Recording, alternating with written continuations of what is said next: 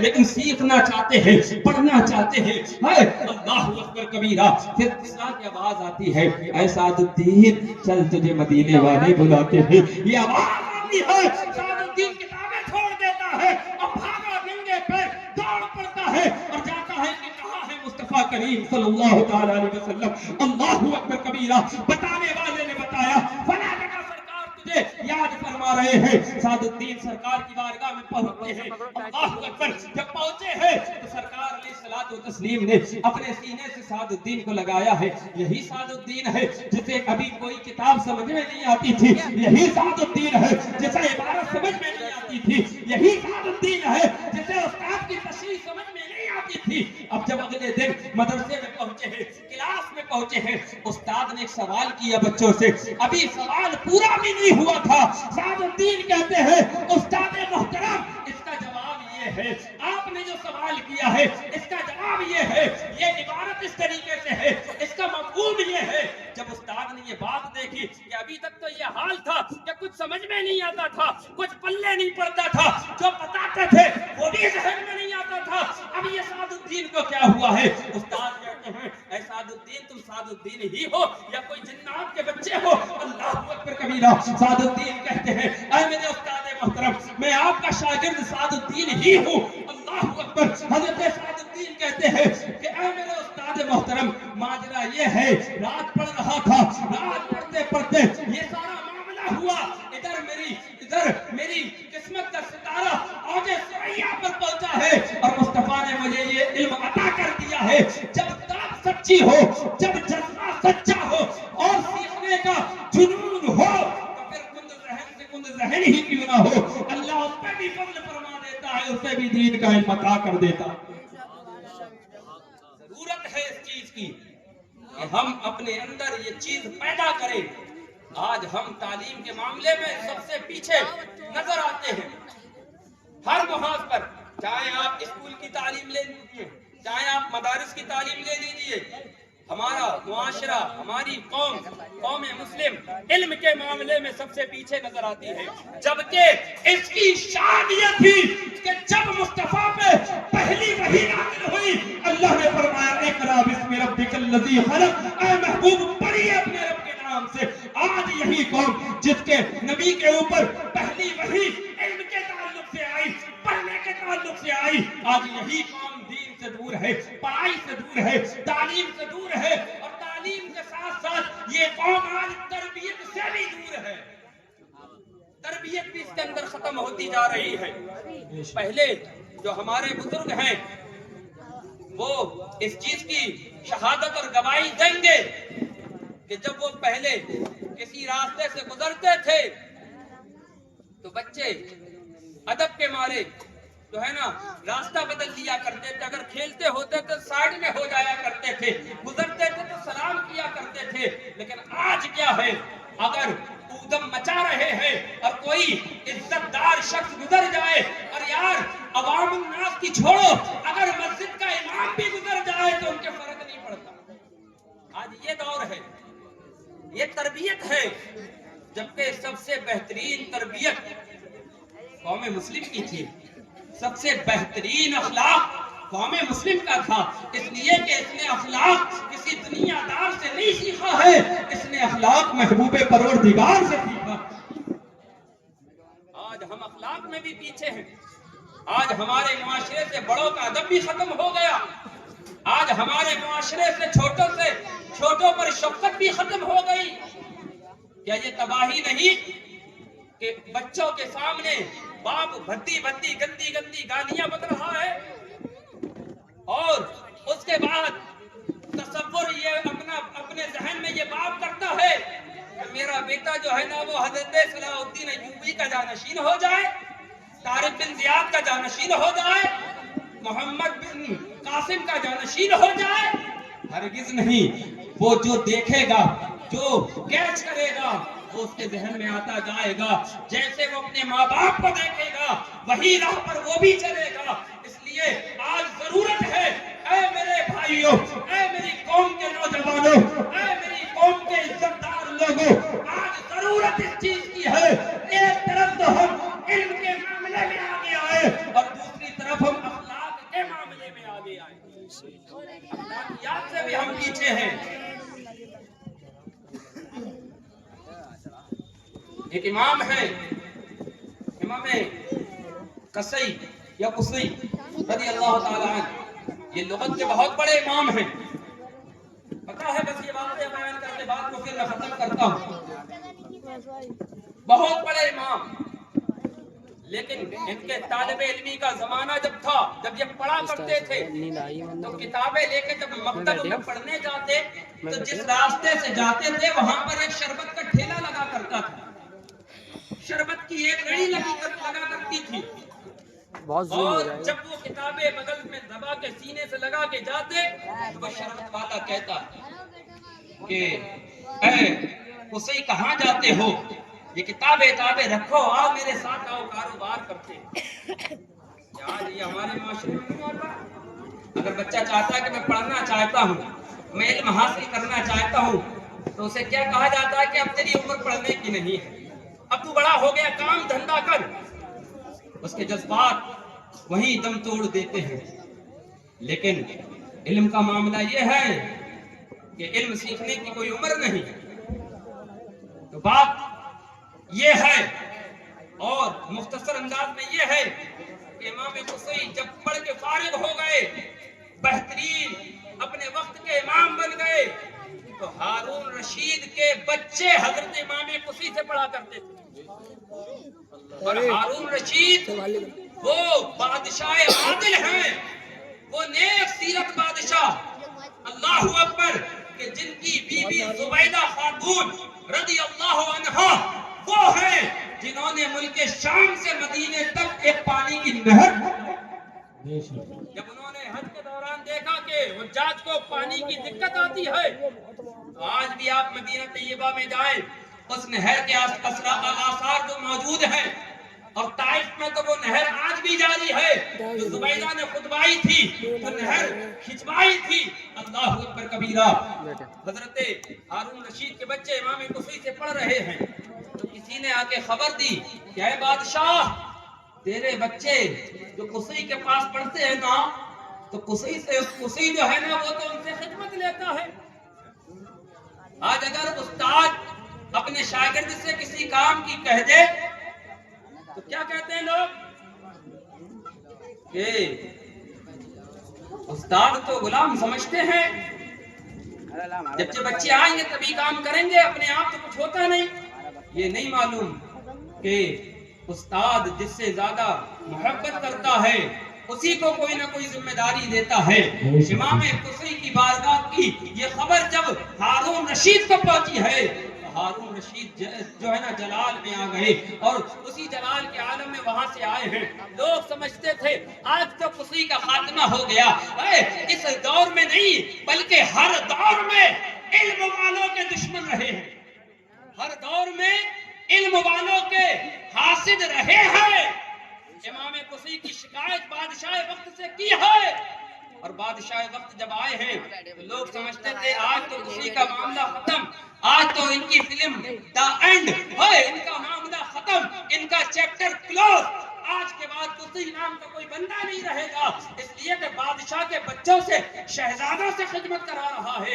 جب ہارون رشید پہنچے ہیں استاد کی بارگاہ میں تو ایسے عالم میں پہنچے ہیں. امام قصی وضو فرما رہے تھے، ہارون رشید کا بیٹا امام قصی کو وضو کرا رہا تھا، ہاتھ میں لوٹا تھا، پانی ڈال رہا تھا. ہارون رشید نے آستین اوپر چڑھائی. اب تو لوگ سمجھ گئے کہ اب قصی کی خیر نہیں ہے. جب قریب پہنچے ہیں، آستین اونچی تھی اور ایک ہاتھ اٹھا کے اپنے بیٹے کے مارا ہے، اپنے بیٹے کے رسید کیا ہے، اور کہتے ہیں کہ نالائق، تجھے اتنا بھی تمیز نہیں، یہ تیرا استاد ہے، تو پانی ڈال رہا ہے. حق تو یہ تھا کہ تو پانی بھی ڈالتا اور ان کے پیروں کو بھی دھلاتا. حق تو یہ تھا کہ تو ان کے پیروں کو بھی دھلاتا.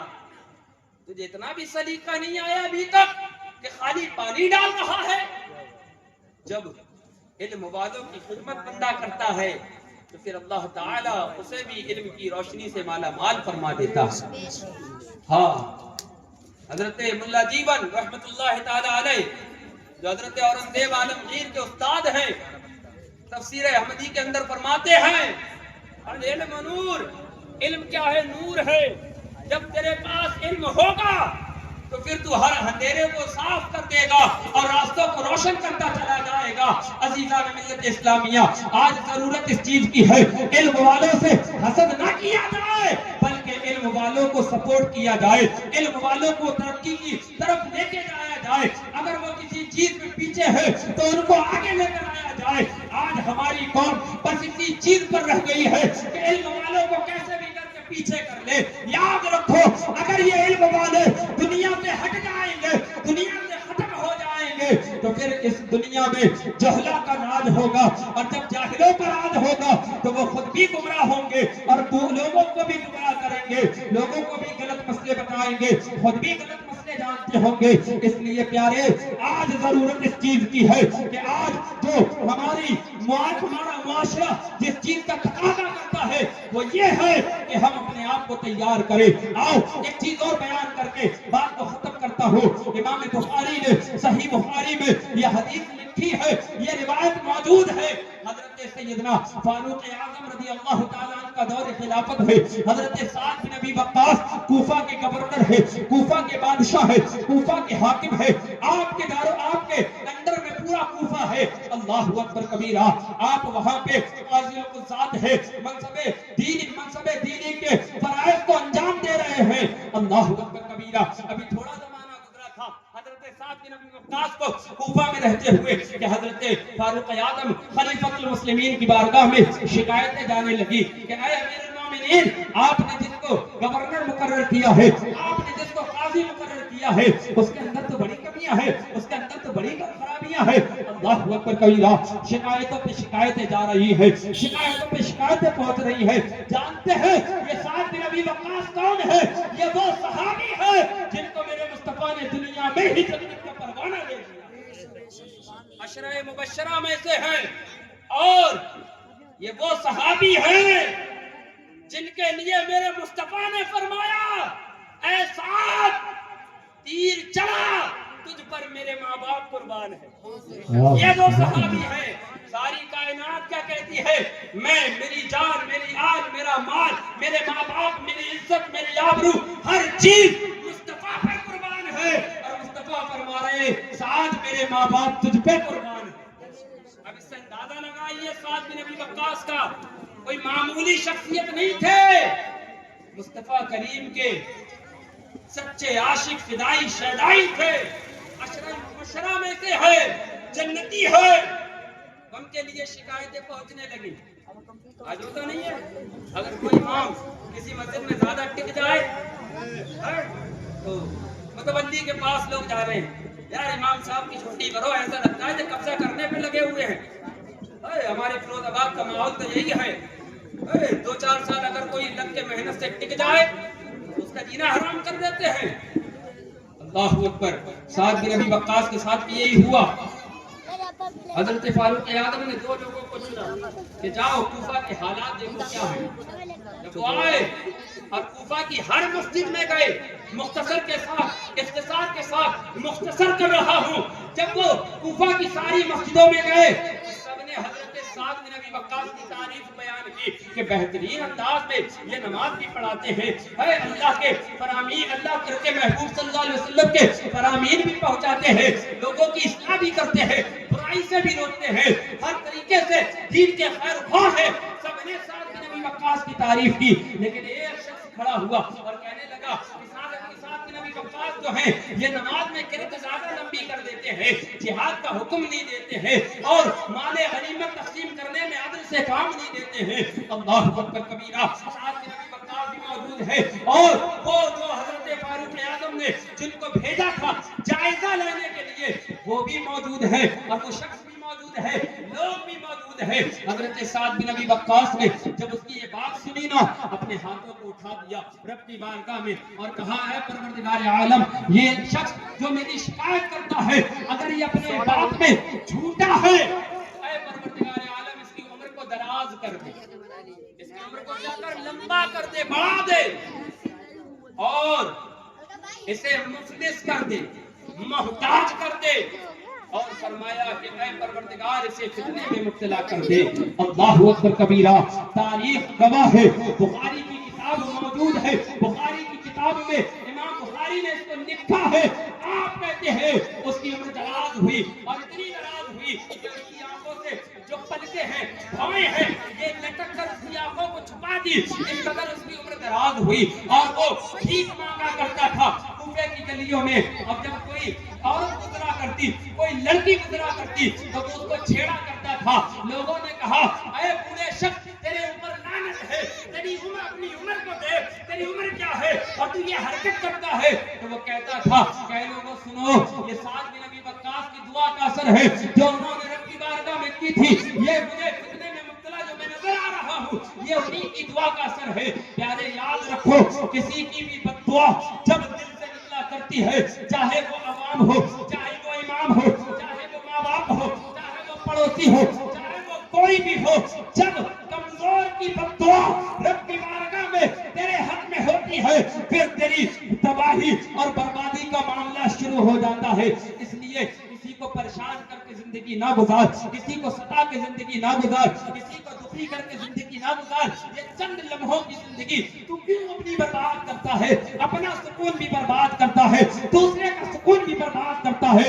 چاہیے تو تجھے یہ تھا کہ تو اپنی زندگی بھی اچھی گزارتا اور لوگوں کے لیے بھی اچھائیاں اور بھلائیاں پیدا کرتا، لیکن افسوس یہ ہے کہ آج ہمارا معاشرہ اس چیز سے بھی دور ہوتا جا رہا ہے۔ اس لیے پیارے، دو چیزوں کو اپنے اندر اس چیز کا تہیہ کرو، ہمیں دو چیزوں کو مضبوطی سے تھامنا ہے۔ ایک تو علم دین ہے، اور دوسرا جو ہے وہ اخلاق حسنہ ہے۔ ان دو چیزوں کو آپ تھام لیجئے، علم بھی لیجئے، اخلاق حسنہ بھی لیجئے، آپ کی زندگی کامیاب و کامران ہوتی چلی جائے۔ بس بات ختم کرتے ہوئے بس ایک چیز اور، حضرت جو ہے نا بولا تھا شجرہ پڑھنے کے لیے، تو وہ پڑھ دیتا ہوں اور پھر اس کے بعد بات ختم۔ شجرہ کس کا؟ میرے اور تیرے نبی کا، سرکار مدینہ صلی اللہ علیہ وسلم کا ہے نا، ان کا نسبی شجرہ جو حضرت آدم سے چل کر حضرت عبداللہ تک آتا ہے، اور پھر عبداللہ کی صلب سے نکل کر آمنہ کے رحم اطہر میں آتا ہے، اور حضرت آمنہ رضی اللہ عنہا کے بطن اطہر سے اس دنیا فانی میں جلوہ فکر ہوتا ہے، اس شان کے ساتھ کہ جس سہانی گھڑی جم کر تیرا کا چاند اس دل افروز ساعت پہ لاکھوں سلام۔ آئیے اسی شجرے کو سن کر اپنی بات کو ختم کر کے اپنی جگہ لیتا ہوں۔ اللہ رب العزت کی بارگاہ میں یہ دعا بھی کرتا ہوں کہ پروردگار عالم جو بیان کیا اس میں اگر اغلاط ہو تو اس کی مجھے اصلاح کی، تو جو اغلاط ہو اس کو درگزر فرمائے، پہلے مجھے عمل اور پھر آپ کو عمل کرنے کی توفیق عطا فرمائے۔ ذرا مچل کے بول دے یا رسول اللہ۔ جناب حضرت آدم کے بیٹے شیش ہیں، یہ شیش حضرت آدم کے بیٹے ہیں، اور یہ خود بھی نبی ہیں۔ حضرت آدم بھی نبی ہے، حضرت شیش بھی نبی۔ اور پتہ ہے ایک مزے کی بات، حضرت امام جلال الدین سیوطی رحمت اللہ تعالی علیہ نے ہے نا اس چیز کو لکھا ہے، الخصائص الکبریٰ کے اندر پہلی جلد میں یہ بات موجود ہے کہ جب حضرت آدم علیہ السلام نے حضرت شیش علیہ السلام کے سر پہ خلافت کا تاج رکھا تو یہ بات کہی تھی، اے میرے بیٹے شیش، تم یہ بات گٹھری باندھ لو اور یہ ذہن نشی کر لو، اگر عزتیں چاہتے ہو تو ایک سبب سے ملیں گی، وہ ہے مدینے والے کا ذکر کرنے۔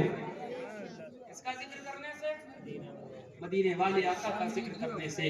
ارے تو وہی حضرت آدم کے بیٹے شیش ہے، شیش کے بیٹے یانس ہے، یانس کے بیٹے کائنان ہے، کائنان کے بیٹے ملاحیل ہے، ملاحیل کے بیٹے بیارد ہے، بیارد کے بیٹے ادریس ہے، ادریس کے بیٹے متوشع ہے، متوشع کے بیٹے لامک ہے، لامک کے بیٹے نوح ہے، نوح کے بیٹے سام ہے، سام کے بیٹے ذوالحاد ہے، ذوالحاد کے بیٹے شالح ہے، شالح کے بیٹے عابر ہیں، عابر کے بیٹے داتا ہے، داتا کے بیٹے رابع ہے، رابع کے بیٹے سارو ہے، سارو کے بیٹے ناخر ہے، ناخر کے بیٹے تاریخ ہے، تاریخ کے بیٹے حضرت ابراہیم خلیل اللہ ہے، حضرت ابراہیم علیہ السلام کے بیٹے حضرت اسماعیل ذبی اللہ ہے، حضرت اسماعیل کے بیٹے قیدار ہے، قیدار کے بیٹے یوام ہے، یوام کے بیٹے حمل ہے، حمل کے بیٹے ثابت ہے، ثابت کے بیٹے سلیمان ہے، سلیمان کے بیٹے الہیسہ ہے، الہیسہ کے بیٹے الیسہ ہے، الیسہ کے بیٹے عود ہے، عود کے بیٹے ابا ہے، ابا کے بیٹے عدنان ہے، عدنان کے بیٹے ماد ہے، ماد کے بیٹے مدر ہے، مدر کے بیٹے مدرکہ ہے، مدرکہ کے بیٹے خزیمہ ہے، خزیمہ کے بیٹے کنانہ ہے، کنانہ کے بیٹے قصی ہے، قصی کے بیٹے کلاب ہے، کلاب کے بیٹے مرہ ہے، مرہ کے بیٹے عبد مناف ہے، عبد مناف کے بیٹے ہاشم ہے، اور ہاشم کے بیٹے عبد المطلب ہے، عبد المطلب کے بیٹے عبداللہ ہے، اور عبداللہ کے بیٹے محمد الرسول